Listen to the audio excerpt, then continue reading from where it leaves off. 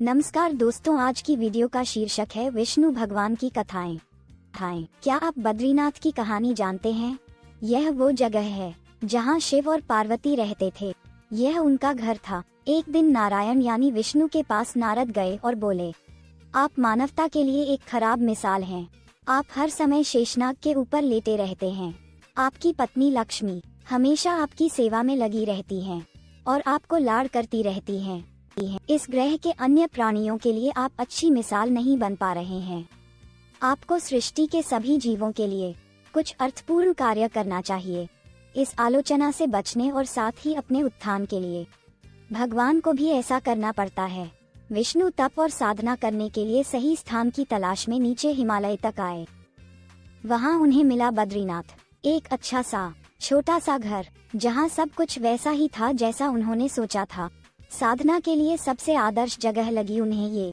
वह उस घर के अंदर गए। घुसते ही उन्हें पता चल गया कि यह तो शिव का निवास है और वह तो बड़े खतरनाक व्यक्ति हैं।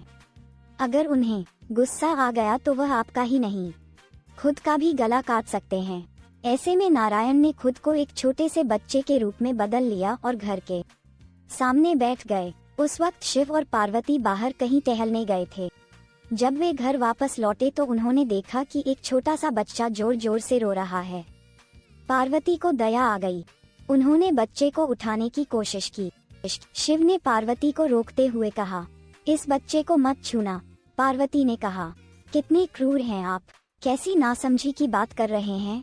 मैं तो इस बच्चे को उठाने जा रही हूँ, देखिए तो कैसे रो रहा है। शिव बोले, जो तुम देख रही हो उस पर भरोसा मत करो। मैं कह रहा हूँ ना, इस बच्चे को मत उठाओ। बच्चे के लिए पार्वती की स्त्री सुलभ मनोभावना ने उन्हें शिव की बातों को नहीं मानने दिया। उन्होंने कहा, आप कुछ भी कहें, मुझे कोई फर्क नहीं पड़ता। मेरे अंदर की माँ बच्चे को इस तरह रोते नहीं देख सकती। मैं तो इस बच्चे को जरूर उठाऊंगी। और यह कहकर उन्होंने बच्चे को उठाकर अपनी गोद में ले लिया। बच्चा पार्वती की गोद में आराम से था और शिव की तरफ बहुत ही खुश होकर देख रहा था। शिव इसका नतीजा जानते थे, लेकिन करें तो क्या करें, इसलिए उन्होंने कहा, ठीक है, चलो देखते हैं क्या होता है। पार्वती ने बच्चे को खिला पिला कर चुप किया और वहीं घर पर छोकर खुद शिव के साथ गर्म पानी से स्नान के लिए बाहर चली गईं। वहां पर गर्म पानी के कुंड हैं। उसी कुंड पर स्नान के लिए शिव पार्वती चले गए। लौटकर आए तो देखा कि घर अंदर से बंद था। शिव तो जानते ही थे कि अब खेल शुरू हो गया है। पार्वती हैरान थी कि आखिर दरवाजा किसने बंद किया। शिव बोले, मैंने कहा था ना, इस बच्चे को मत उठाना। तुम बच्चे को घर के अंदर लाईं और अब उसने अंदर से दरवाजा बंद कर लिया है। पार्वती ने कहा, अब हम क्या करें। शिव के पास दो विकल्प थे। एक, जो भी उनके सामने है उसे जलाकर भस्म कर दें, और दूसरा, वे वहां से चले जाएं और कोई और रास्ता ढूंढ लें। उन्होंने कहा, चलो कहीं और चलते हैं, क्योंकि यह तो तुम्हारा प्यारा बच्चा है, इसलिए मैं इसे छू भी नहीं सकता।